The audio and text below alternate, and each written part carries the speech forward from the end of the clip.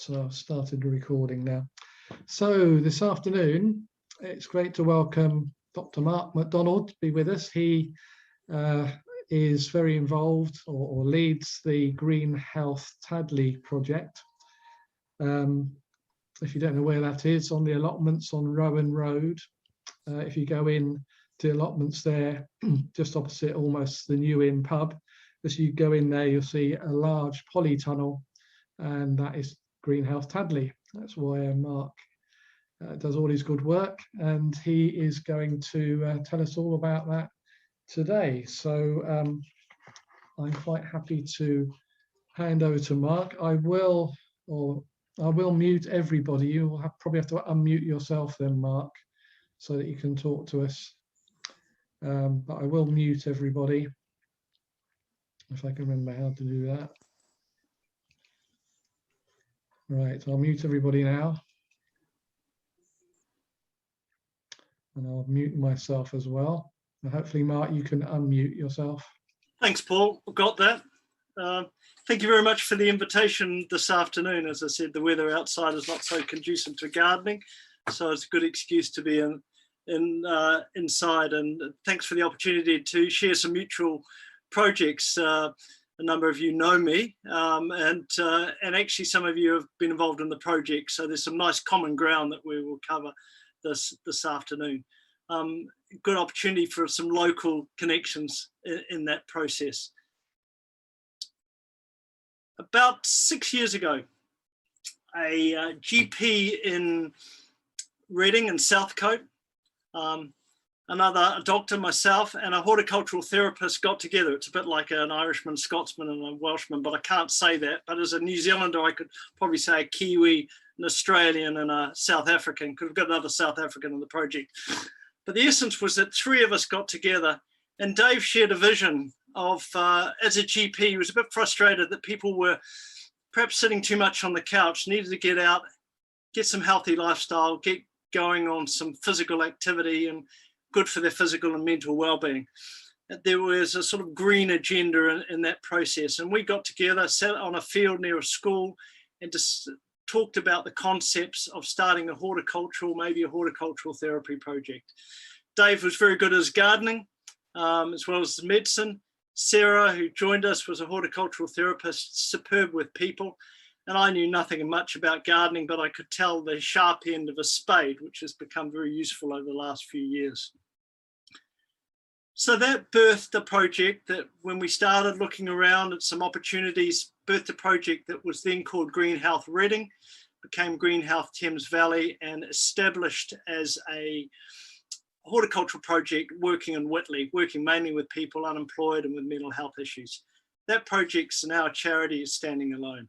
So I was involved in that, the birth of that for the last 6 years, recently left as a trustee to try and work on some things locally. So about 2 years into the equation, a South African, always had the South African here, Dave Lupton, joined us. And he was very interested in woodwork, wanted to do some work with recycling of pallets, working with unemployed. So he came up with the pallet woodworking arm. We had the horticultural arm, and we just discussed ideas over a few years. 2 years ago, Dave, who has an allotment site down in Rowan Road, as Paul alluded to, suggested we approach the trustees there to see if we could put up and start a project more locally in Tadley to develop a horticultural therapy, a horticultural community garden project, for better words, to act as a resource for the community. We approached the allotment holders. They had some spare land in the corner, the bit that nobody wants, the bit that drains, the boggy bit. And they said to us, you can have that. And we said, okay, fine, we'll take it. And so 2 years ago, we launched Green Health Tadley as a community initiative in Tadley.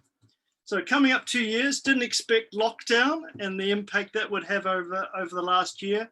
But in 2 years, you'll see we were gone from a boggy clay piece of land to a substantial developing growing project. Start slides. Let me just share the screen Slide here, and show. I'm going to start a PowerPoint. So excuse me for a minute. All right. Someone give me a thumbs up if that's showing. Yeah, you're Good. Okay. Sorry about that.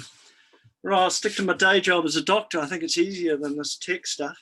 Go through. Okay, that was the first opening slide. So look, all I'm going to do is just give you a little. We'll look at the launching in 2 years ago, and what's happened in the last 2 years. Currently, what's happening with the project, and then some ideas of the future. Because it's a men's shed session, I didn't want to spend a lot of time covering sort of community development stuff of the project, but get to the bits at the end where we're sort of building and constructing things, because I thought that would be a little bit more interesting. So that's where we hit on the common ground, which is anything that would be of mutual interest to both projects.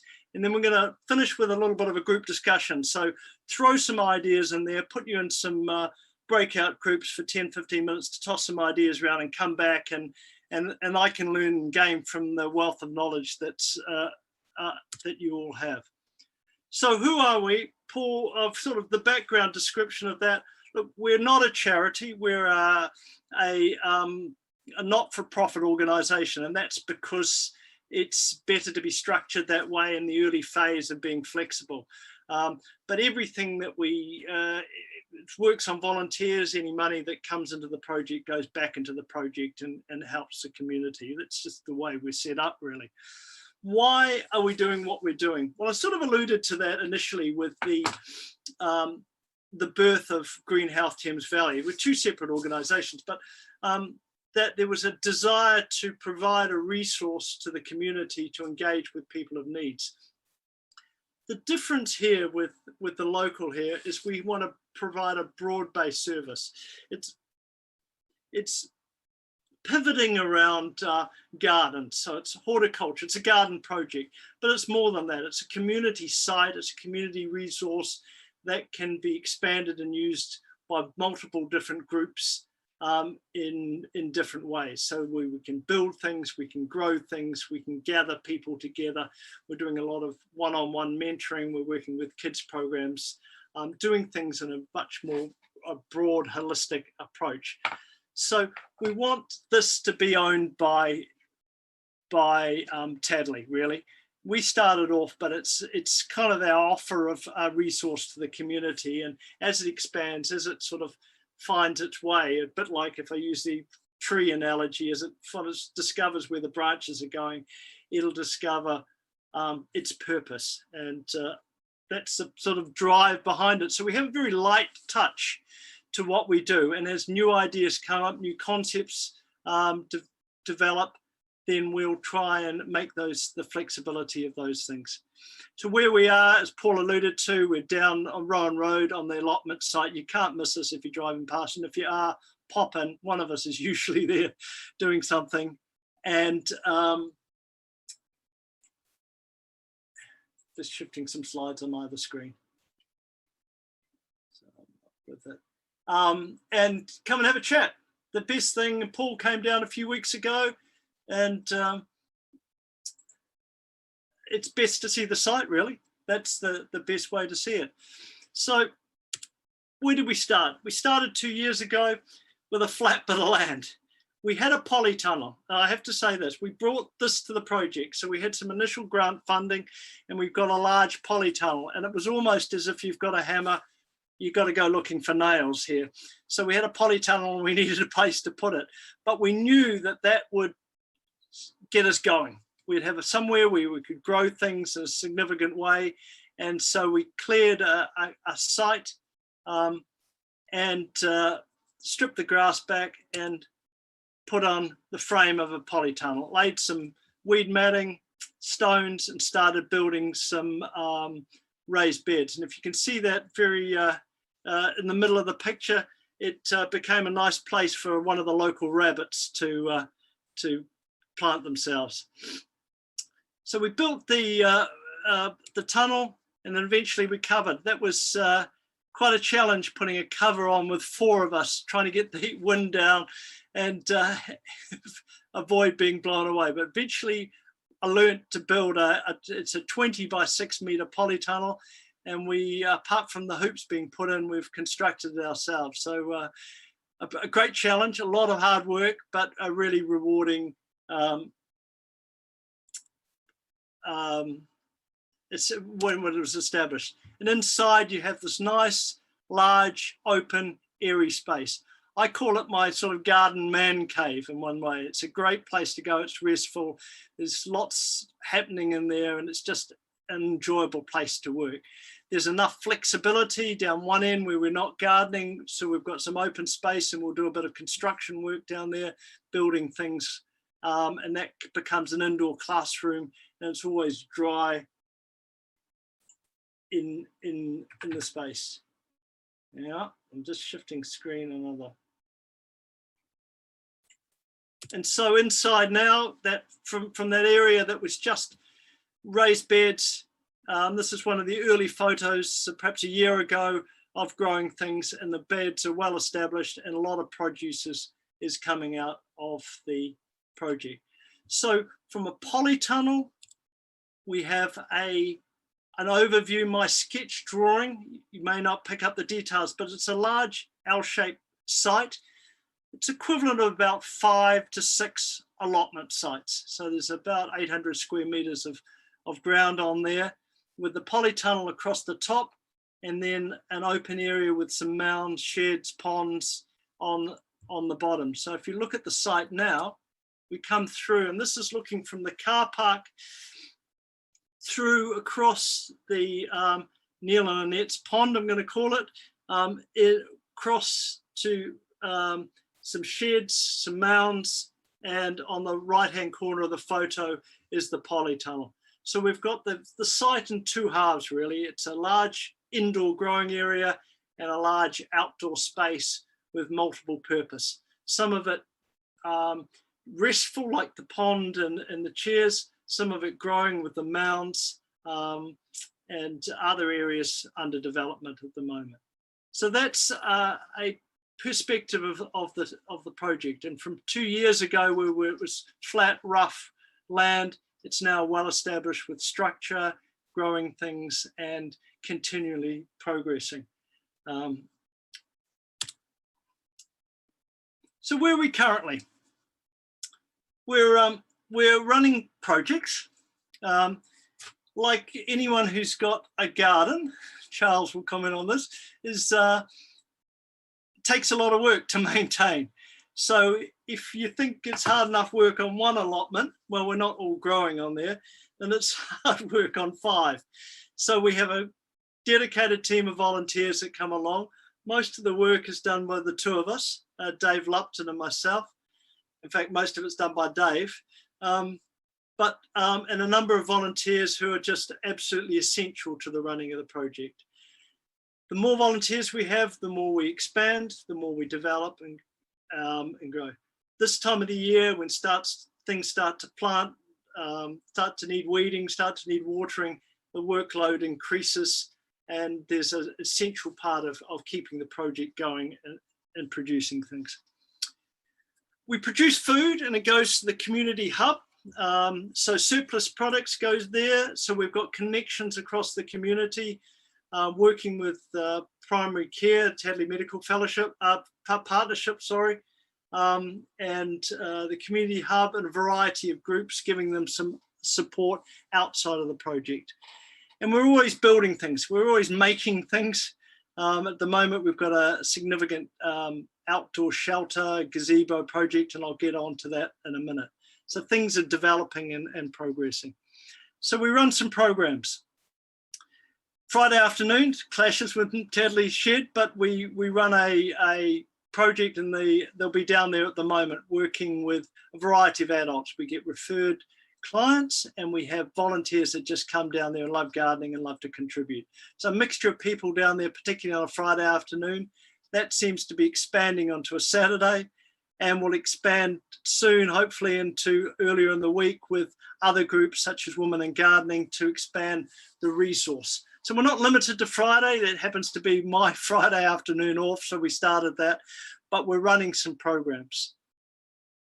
And we do some bespoke support, so some one-on-one. We make the site available to people. We've got someone with a child with special needs that works on the project, doing some outdoor education at the moment. And prior to lockdown, we're working with schools program. We're working with one of the local schools, and that will expand to give some outdoor education to the kids. So what we're trying to do is have a resource that's in multiple use for multiple groups and needs. And as the opportunities come up, we will make that resource available to the community.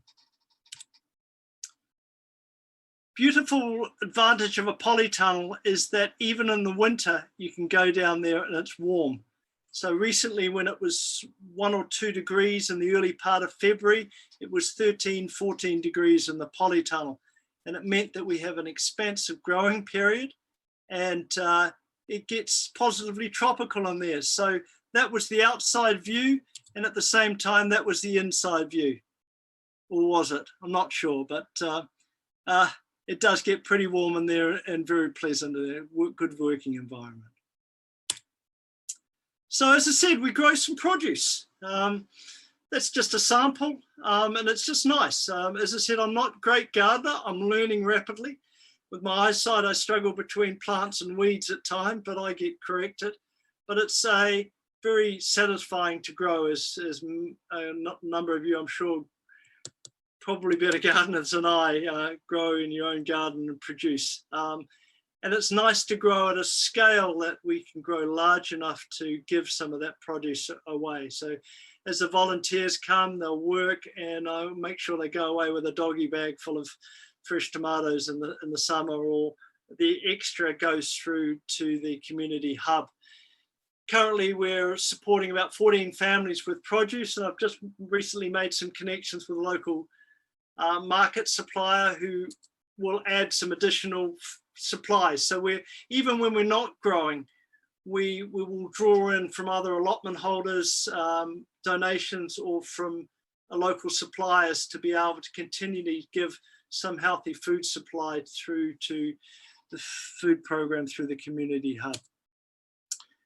And I think part of the commitment to the project is a sense of biodiversity. So we wanted not just a garden producing food, but we want a site that people enjoy, that they will attract the insects, the wildlife, not too wild, I hope, and just bring some colour and create a nice environment. So we'll plant flowers on our main mound. We're doing that a lot more extensively this year. I'm sort of coming up with a Covent Garden flower display, and we're kind of adding to the dimensions of it. There'll be probably 100 sunflowers being planted this year as a row, and just to make the site attractive. People just stop, have a look, wander on, can sit by the pond, just enjoy the place. And as I said, it's a community resource that people want to go and see. And it just attracts people as well as insects and birds. And so, for example, we have the pond. This is Annette Eddemann's little baby, and it'll grow, and it's nice. Sit on some pallet chairs, just enjoy the environment. As well as a polytunnel, we've got some outdoor growing areas. So here's a raised bed that's turf mound, just to make it attractive. And we grew beans in that last year. So there's a variety of outdoor growing areas on the site. Plus we have another allotment site where we grow in much more intense beds to produce more food. More interesting to the men's shed, I should think, is that we try and do some construction stuff. So one of the principles that we work on is that we will recycle materials. We will use whatever's available. And one of the things we decided early on was to use recycled pallet material. So here's a simple example. I'm going to run through a few things that we've made. This is a pallet material with pallet collars, and we'll use them for planter boxes, for storage containers, and a variety of things. So our main source of wood is pellets. I've got a large supply of them now. I spent a lot of time stripping pellet boards, which if you've done a lot of that, it's quite challenging work. But in the end, we get to make some things. Sometimes we've got one of the volunteers as an architect, very creative. I said to him, we need some Christmas trees. So we put 3 Christmas trees on the mound, and then we've shifted them off the mound. They've been replanted or put in the ground, and they're now getting boxes put around them and then growing vines on them. So clematis, jasmine, etc., to sort of liven up the trees. So they're scattered around the sites, and they're the sort of creative things. Whatever you want to make that's either artistic or practical, and then we'll try and incorporate into the site to make something interesting. Tony also designed a bird box. So this is not a bird box, an insect nest or insect hotel. And these are the sort of things we scatter around. The kids love them when they come and see this one. And they also help with the pollination of the flowers and the biodiversity. What else? Simple bird boxes. We're trying to put some of those in at the moment. Some of them we may make and sell to support and fund the project, but at the moment they're really just there to try and add to the project diversity. The other side of the pond, this is a glimpse of a couple of wooden benches made out of pallets. So that was just a project I made with my son one day over the last lockdown, and then we will just take and develop things as we have a need. And then people donate things, and this has been the lovely encouragement of the project. As word gets around and people get a vision of what we can, we ask for spare stuff. And recently we asked for some pavers and some bricks. We got such a large pile of bricks that we've started to build a brick path. So this needs to be laid. If there's anyone who's very expert at path laying, from the entrance of the car park to the beginning of the tunnel. One of the reasons for this is that we want to be all inclusive in the project. So the project needs to enable a little bit more physical access. So wheelchair access. In the tunnels, we've built raised beds, but they've been staggered. We work with one of the other allotment site. We've set up some things for a person with multiple sclerosis to do his own gardening work. And so by putting some hard surfaces down enables us to increase the mobility access to the project, and again making it available for a wider range of people. And then I'll pick up ideas somewhere along the line. This is from a garden centre. I haven't made one of these yet, but if I found the right wood and get my chainsaw out and chisels, we'd be making mushrooms and putting them around the site. So if anyone's expertise in this and wants to make some mushrooms, we're well welcome. So that last half a dozen slides was just a look at what we're doing from the woodwork side of it rather than the pure horticultural gardening.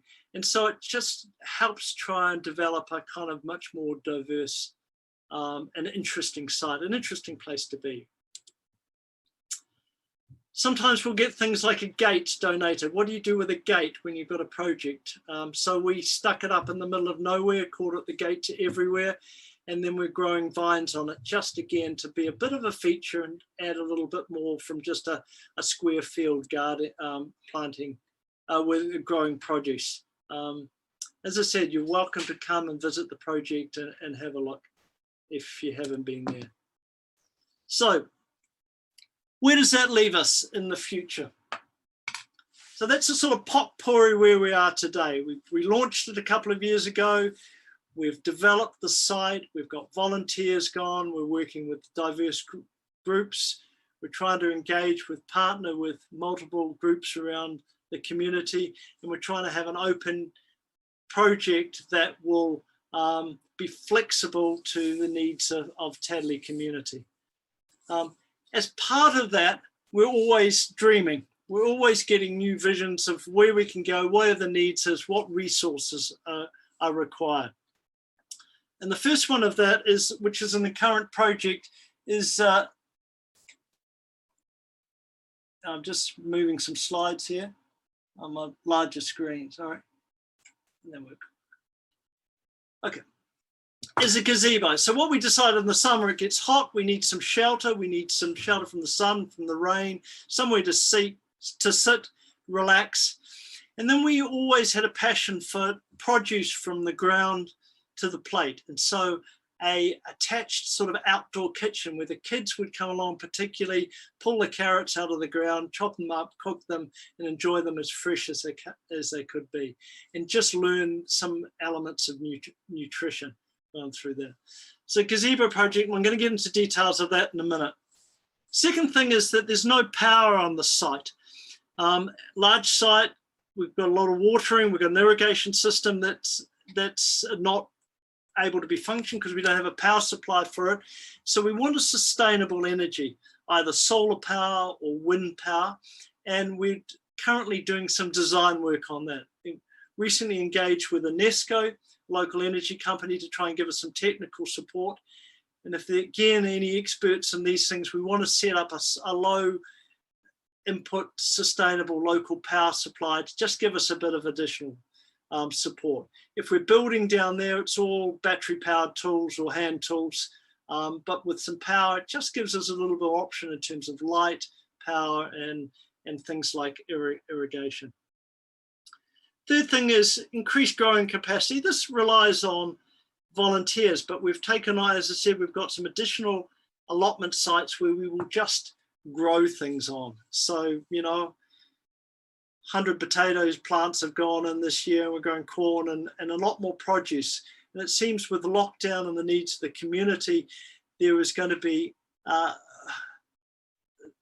increasing struggling amongst families, and fresh produce is something that you can offer as a kind of resource to the community. So we want to expand that a little bit as we have capacity. And then I think I mentioned several times that wider community group involvement. So if a group thinks we could use this site, we want to do something on the site in an outdoor space, we wanted to make it available, and we're always open to those opportunities. So let's talk about the gazebo at the moment. If you recall back to the picture, there was a look from a pond looking in the background to a polytunnel to the left of this. So this is on the road front. It's just staked out there is an area about 5 by 2.5 meters of space where we're going to build an outdoor gazebo. I'm calling it a gazebo just because that's the way it's gone, and it's gone into planning permission at the moment just to make sure it's fine with the council. The allotment trustees are fine with it, and it's just easier to call it that at the moment. So here's a concept drawing of it. Something hopefully that constructors amongst you will be more interested in. It's a simple sort of what I call rustic design. It's made with poles. It's got probably a flat roof and a simple kitchen on one side. Now this is a concept. It will develop as we build it. Driving this project is one of the volunteers, Tony Derrett, who's an architect, great with the ideas, and so he'll give us some technical input. We're getting some help for some people, but it's a concept, and I really wanted to throw it at you today to say, let's toss this around, and if there's some people with some experience and expertise amongst you that could say, hey, this would work better than that. Have you tried this idea? We're going to, this is the challenges of putting a green roof in, etc. Then then those comments and feedback will be welcome, and we'll look at that a little bit later and have some breakout rooms. So the features of the gazebo.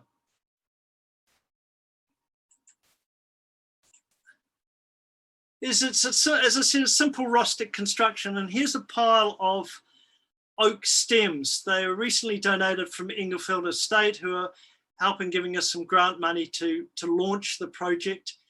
So we will build it with the material that we've got. We don't want sort of architecturally fancy design. We want something that's in keeping with sort of the character of the place. So some rough timber beams, green grassy roof, simple construction. The green roof, I think, is essential because I'm very committed to this in terms of creating biodiversity, wildflowers, encouraging bees particularly, and other insects to go. Technically, that becomes a bit of a challenge with a heavy roof, but we'll work through that, and at least part or all of the roof will have some sort of a green component to it.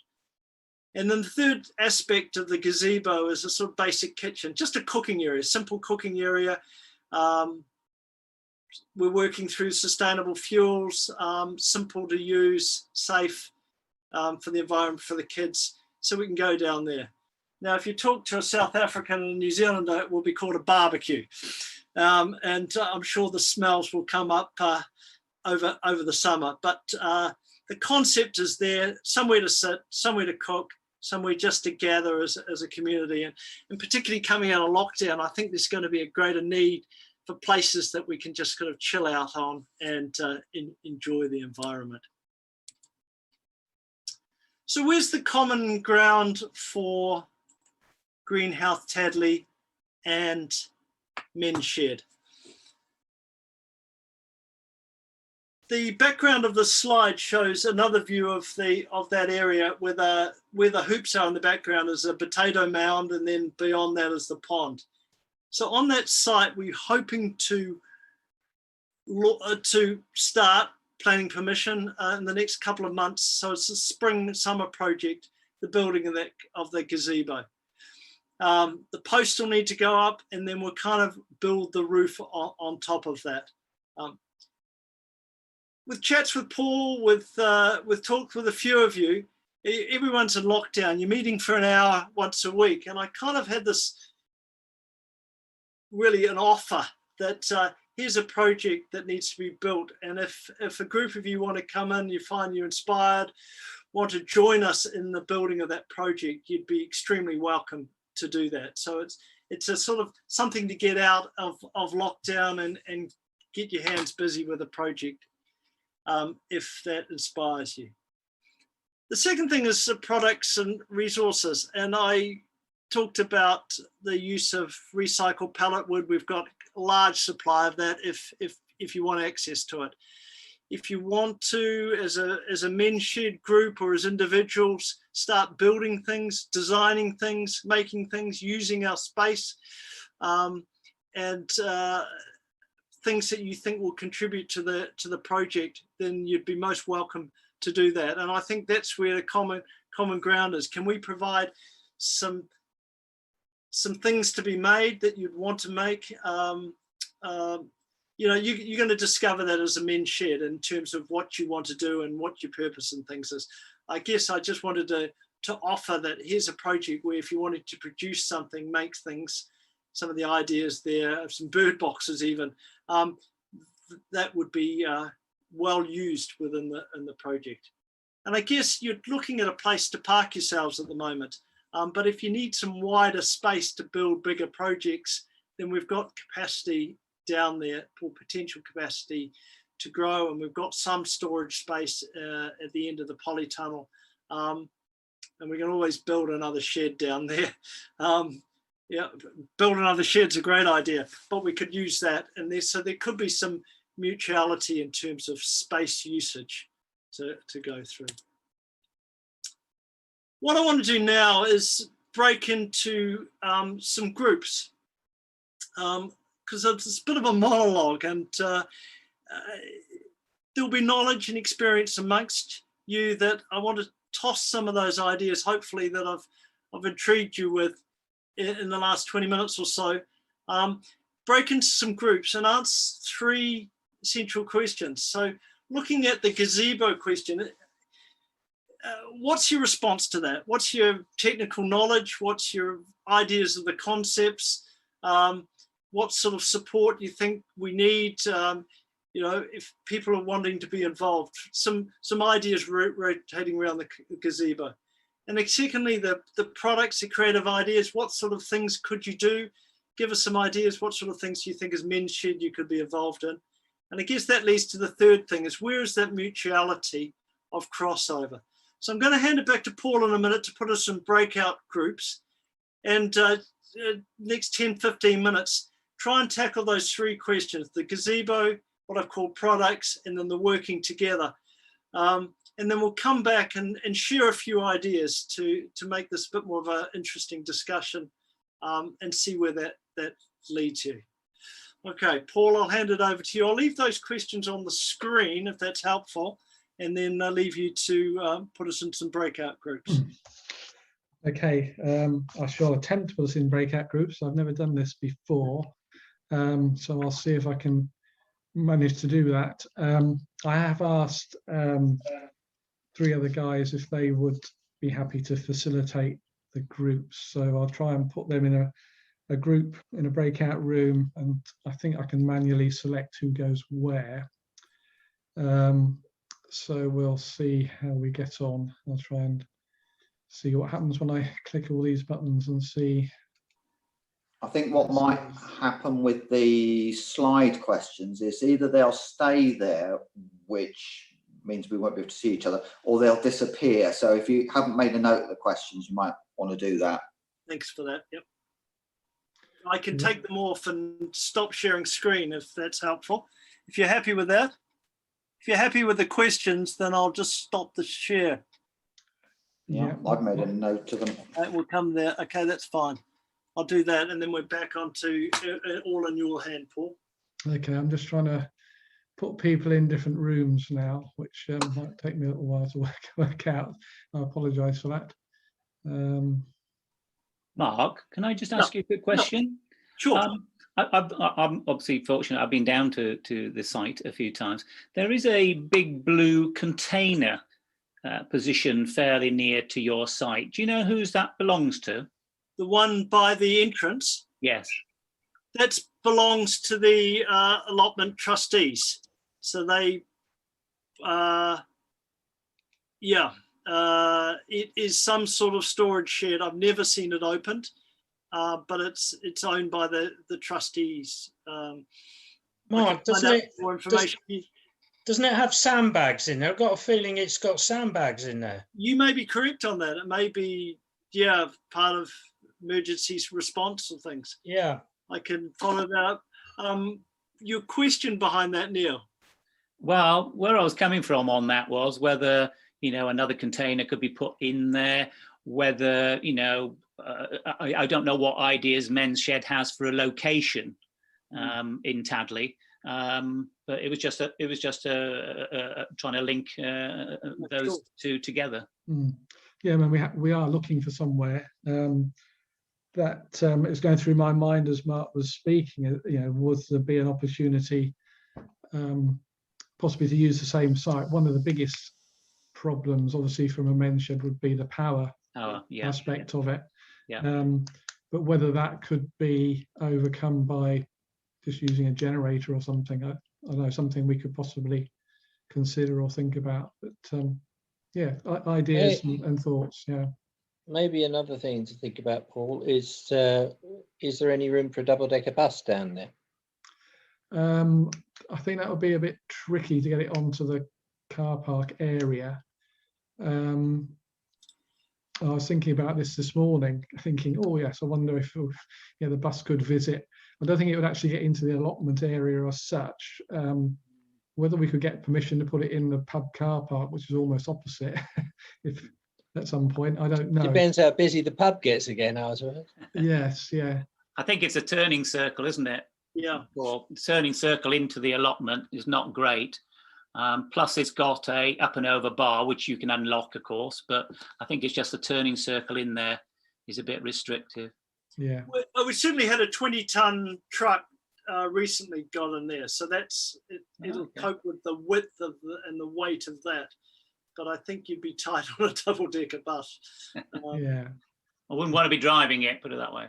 It's 11 meters long, so that's quite long. Yeah. It is. Yeah. I think it would be tight. I think the turning circle of the lorry would be better. I mean, but if it's allowed to be parked in a nearby street, or as I say, the pub car park would do, but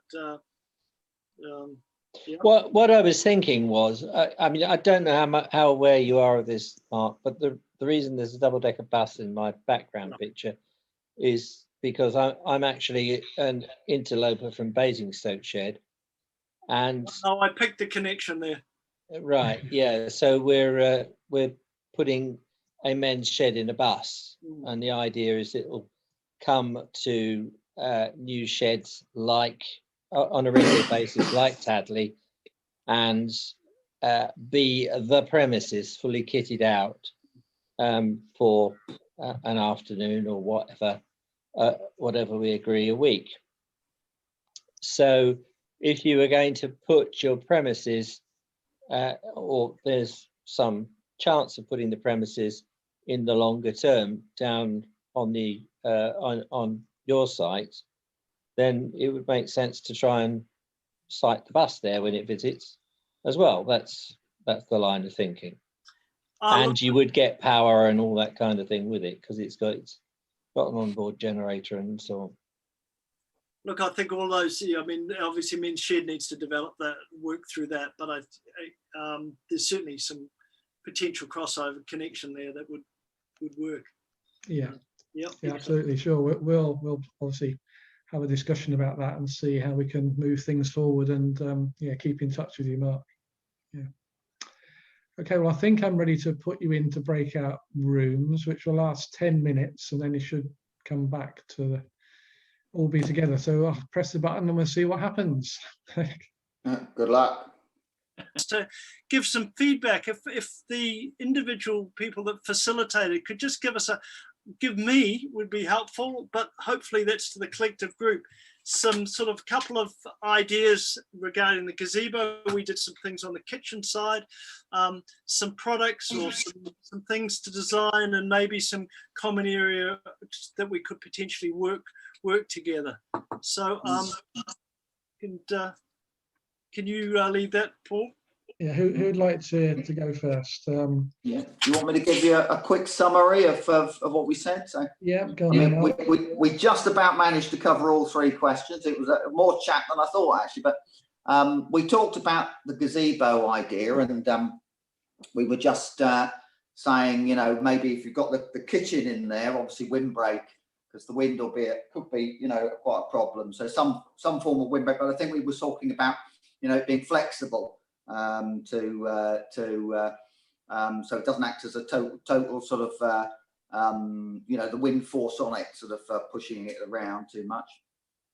And then we talked a little bit about health and safety with fire blankets and extinguishers.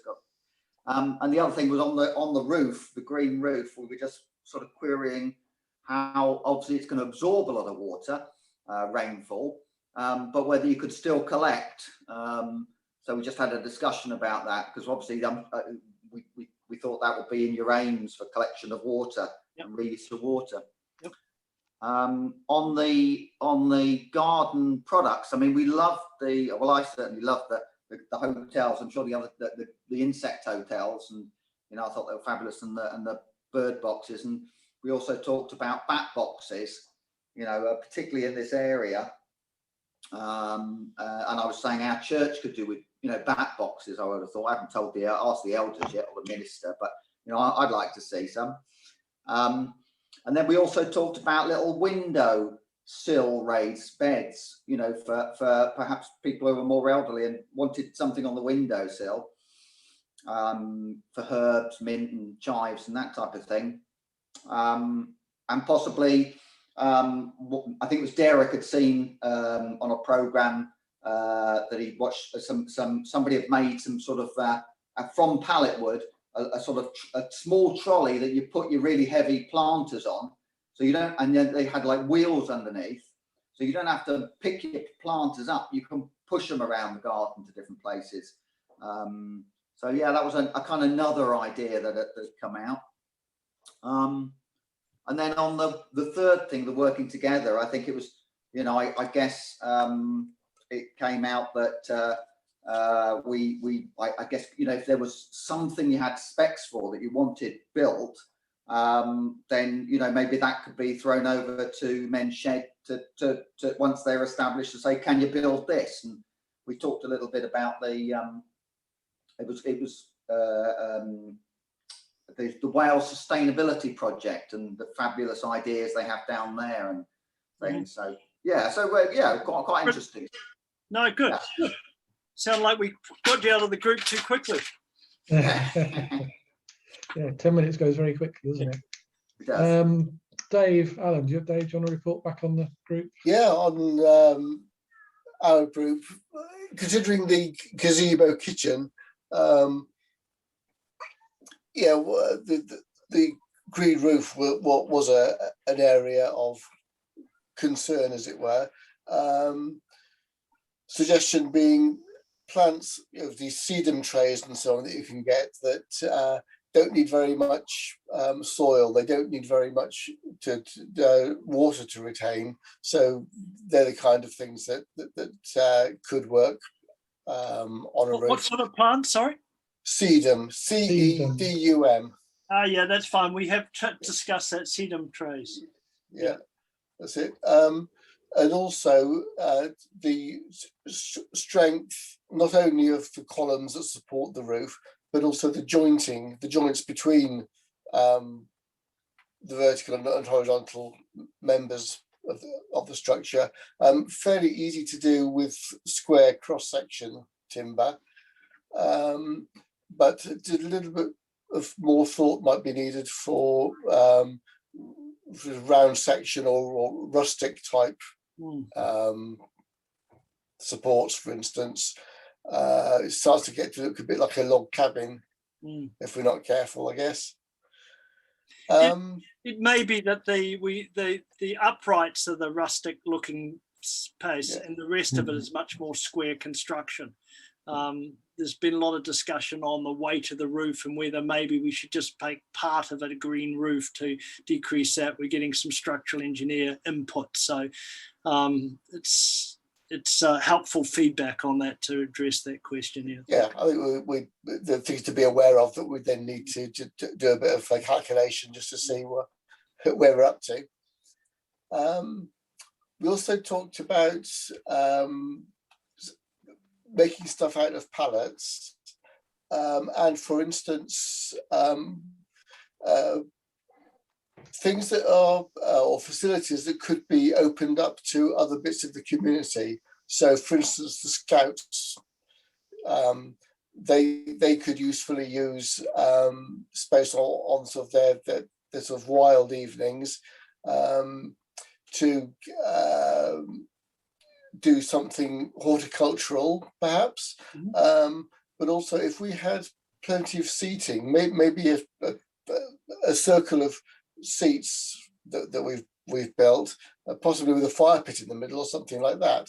Yeah, they can come along and cook their potatoes, sausages, whatever it is they do. He's just trying to think back to his own days in the Scouts all those decades ago. So yes, something like that, but for local, for use there, but for open to other groups, and that would then we introduce other people, other groups, both to the horticultural therapy side of things and to the shed side of things. And like I think probably everyone else, when we got as far as thinking of the crossover areas, the working together, yes, we agreed that there's probably plenty of scope for that synergy, but by which time we were had run out of time and couldn't take the discussion very far. So not much more to say on that. It was a tough call in 10 minutes, granted, so that's fine. Okay, brilliant, thanks for that. Yeah. Brian, I think you were leading a group, weren't you? Yeah, I think just for us as well, one of the issues that we spoke about on the gazebo was the roof, the green roof, and just like others have said, the weight of the roof. And just when we had a look at the sketch, it would seem to us that the spacing of the uprights wasn't really appropriate. It would require a little bit more support. And also the issue with the green roof is we thought it would be all right in the winter when we had all the rain on it, which would obviously help it to grow. But just what happens in the summer, when you've had 3 or 4 days of sunshine, I should imagine, unless you had some form of automatic watering, it would begin to dry out. And in order for it to absorb the moisture and to hold the moisture, it would have to be fairly thick. And of course, if it's thick, it's going to be heavier. So we thought that may be an issue, but then again, I don't think any of us had any experience, so it was really hard to tell. So that's what we thought about the gazebo. But maybe the design as it was isn't as sturdy as it ought to be if it was going to support a heavy roof. I think all of us, well, maybe not all of us, some of us would be happy to help with it. And also the same about creating things from the pallets. Some of us had an experience of breaking them apart and sewing them up, which is often the hardest thing to do because which way they're being produced. But we would be happy to to help, and that would be an area where I think we'd be able to work together. One thing that I was interested in, you said you're only open really on a Friday afternoon, but why is that?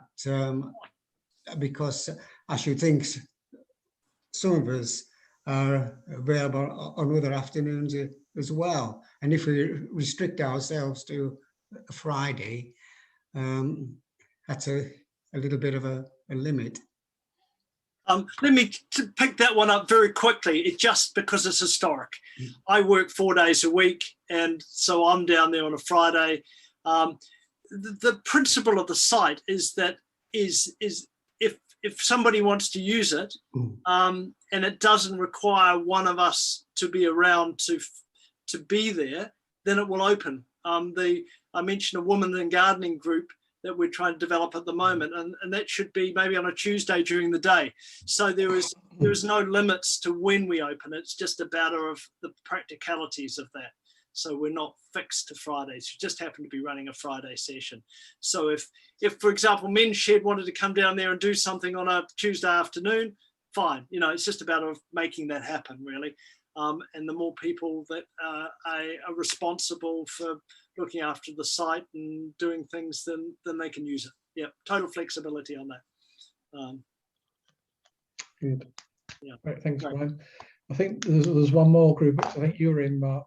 Yeah, that's just feedback from the others, really helpful. We actually, with the gazebo, focused on the kitchen end, having a chef amongst us, and the look at developing a sort of mud oven, not a mud oven, mud oven was another concept, but a sort of a clay oven type arrangement, what we needed in terms of water for health and safety and hygiene, what it meant in terms of security, because things tend to get damaged, so keeping things that aren't expensive there, because it's a problem. So a number of concepts around the kitchen that I picked up. Again, I think this green roof is an issue, and we've had lots of debates on this one. And it may be that we end up with, say, maybe a third of it potentially, say, over the kitchen area where it's better supported to be a roof, and then the rest is cedar tiles or things. So that was mainly regarding the kitchen. And then we looked at,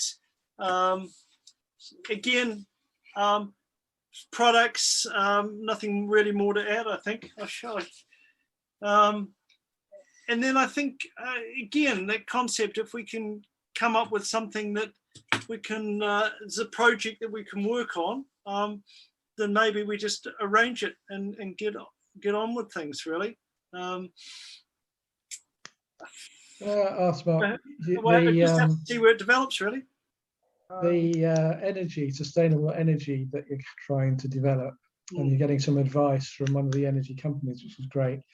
They might even be generous to give you some equipment, maybe, I don't know. But am I right in thinking that once you've got the scheme and design and the concept, that it's something that you try and install yourself rather than get a specialist in to do it? Yes, yeah, no. I mean, the projects run sort of pretty low budget, could you imagine? And the principle is we try and do it ourselves if we can. So we'll try and source, build, make, design whatever we can from a local level, because it gives people passion and a goal. So we've currently, I can't get into too many details. We've got somebody referred that we're mentoring, young man, engineering background, interested in this, and we're trying to mentor him into helping create and design the product, the project, just to give him some life skills. Need to get him back into employment and those sort of things. So rather than pay the money and get someone to install a technical piece of equipment, we'd rather build it ourselves and try and do it that way. So again, that comes down to who's got the knowledge base, what skills we need, what resources. If we're making a windmill, if someone got some metal skills amongst your group or amongst that, connections that can help us, design a windmill. We're working through those design features, but that's it. Obviously tapping into a local energy company has some more technical expertise, but they're busy, they're not always available, and that's always negotiated, that sort of input. So if we can do it locally as a community project and design it, then I think we've got some ownership of it, which is good. So that's his question. Yeah, but that's sure something that's a key to us, because it does give us some flexibility in terms of pumping water mainly, which is really helpful. I'm sure there must be some expertise somewhere amongst the group that would be able to help with that. Do you think solar panels, obviously they're not going to be high up on a roof because you haven't got any high structures, if they were on your shed roofs or even just on the ground, would that be would that be a risk from people deciding, oh, that's useful, there's some nice solar panels to take away there? Security around the site is an issue. The sheds get broken into occasionally, and if we put very expensive equipment there, then it is a risk that it will get stolen. And that's the risk management and making those decisions. And certainly we're not committed to wind, nor are we committed to solar. We're exploring at what is the most functional and safe, and balancing everything out in terms of providing a power source for that. But solar panels is definitely one, and things have changed in terms of both cost and size, availability of solar panels. So that's that's true. Go through. Great. Something that occurred to me just as you were talking. Do you have a tie-up with local schools? Yes. It was that bug hotel. Do you sort of think that the local schools would want sort of men's shed to make some bug hotels? They'd love you to make some bug hotels. Yeah, if you want to come up with some bug hotels, we could work some connections. I'll work that this afternoon. So anyway, Mike's on there. Mike, tell me if Tadley Primary School wants some bug hotels. You go on. So that's I'm sure. Sorry, Mark. I'm sure they would. We've got a forest school that's under development there. I know we've worked with your group as well in the past. So yeah, absolutely. Let's get the kids out there, understanding, enjoying the nature that there is around here. Yeah. I mean, I don't have the skills to make them, but I'm sure that amongst the group here, there must be some woodworkers that could make something. And I'm sure there's probably on the internet. There's probably lots of suggestions of designs and things. Don't worry, Brian. We can teach you how to make them. Well, Mark. I mean, I think when you work with a kids' school, there's two things, and it's one is making them for them, but I think the second thing is working, and I guess it's for educational sort of approaches, is working with the kids to understand why you're making them and what they do, and if you can kind of sometimes help them make them as well. So come up with some designs where they can sort of then take over some of that making as well. There's a combination of mutual learning that goes through it. So, I was kind of thinking that if somebody made the actual outside frame and then the kids put the various bits in for the various compartments and stuff like that. And yeah, great idea. Great idea. Yeah, good idea. Mark, if security is an issue down there, could some shared use of that container be explored, or is that container full of sandbags? Oh, look, I'll have to go back to Nikki Barry and ask her that question. If it's full of sandbags, it may be in there for flooding purposes or something. I can't think why else they would have sandbags in there. Yeah, that's precisely, I think, and it may be Basingstoke and Dean rather than Tadley. Yeah, you may be right on that one.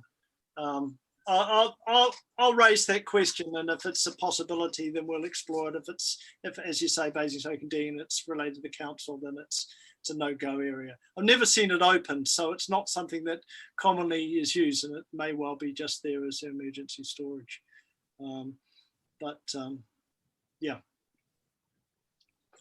Okay. Okay. All right.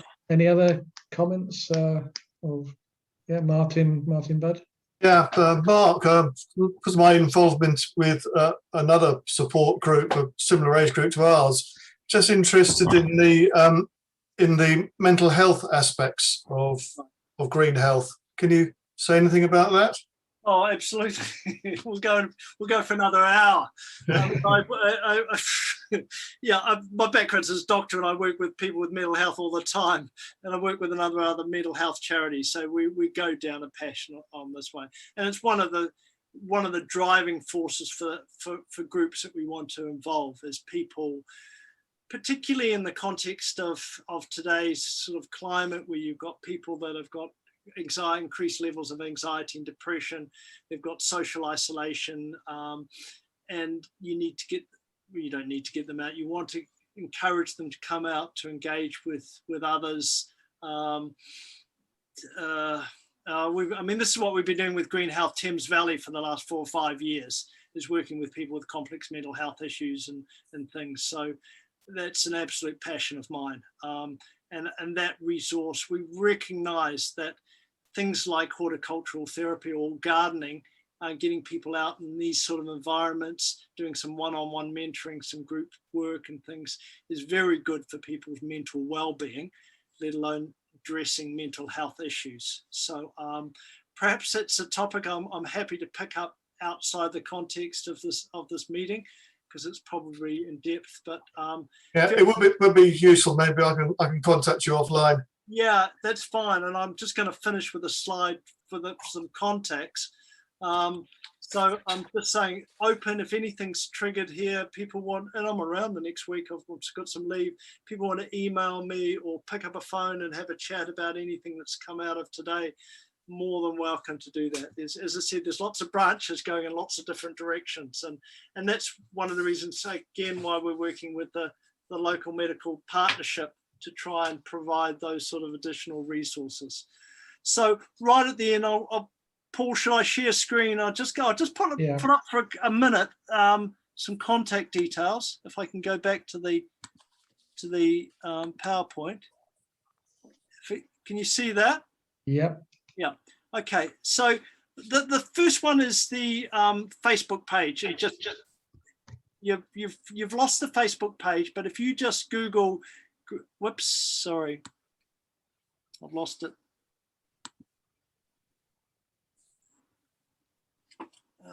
Show slide.